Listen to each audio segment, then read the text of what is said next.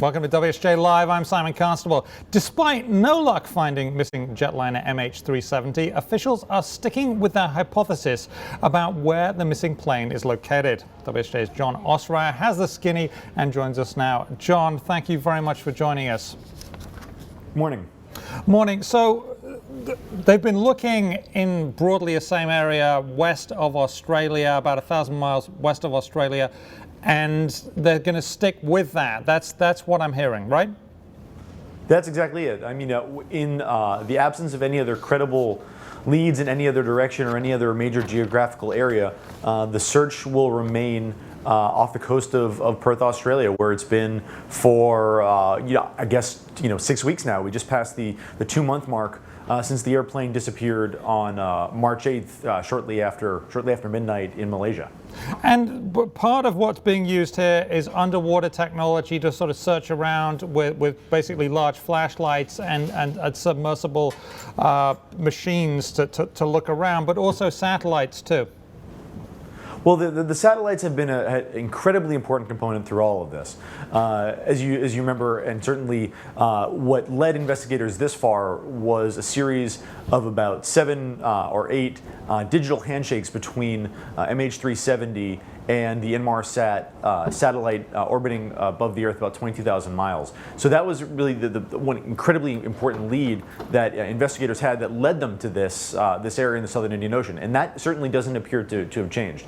The meetings that were held this past week in Canberra, Australia, really focused on assessing the search area and whether or not there was any reason to shift. And as far as we know, in the reporting that we've done, really there is not a whole lot of extra information to go on, or also reason to doubt that the initial analysis and the subsequent refinement of the analysis done by Inmarsat and its engineers has led to any other clues that point anywhere really else other than the Southern Indian Ocean.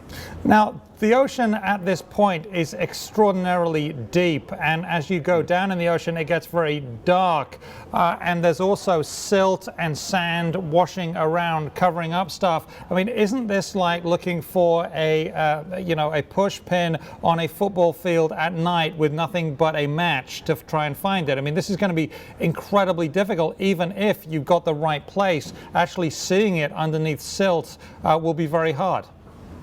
Really take your pick on whichever metaphor you'd like to use. As far as finding a needle in a haystack when you haven't found the haystack and you're only surrounded by haystacks. So again, you could use any number of different metaphors to describe this, but the reality is this is a very treacherous part of the Earth that human eyes haven't really ever laid eyes on. There's still an enormous amount of this planet that is unexplored below the surface, and it's quite inhospitable rather to anything than a robot at this point. So certainly you've got a very treacherous bottom of the ocean that is not only is 5,000 meters deep, but also very silty and very uneven. So you're really dealing with a landscape that's quite uneven.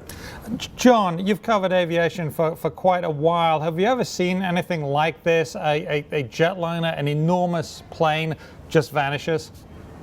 No. We are so far into uncharted territory as far as aviation history, accident investigations.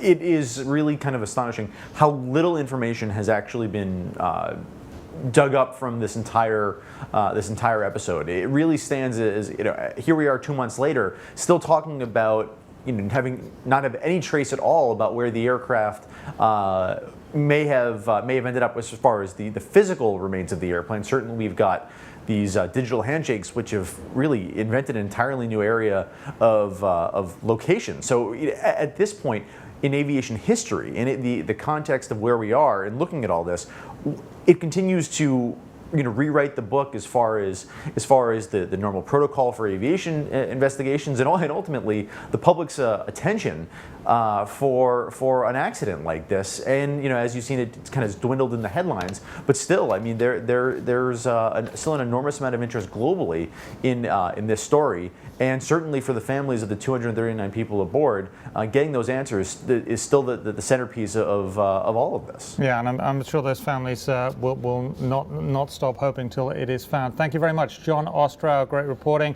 I'm Simon Constable, and that's it.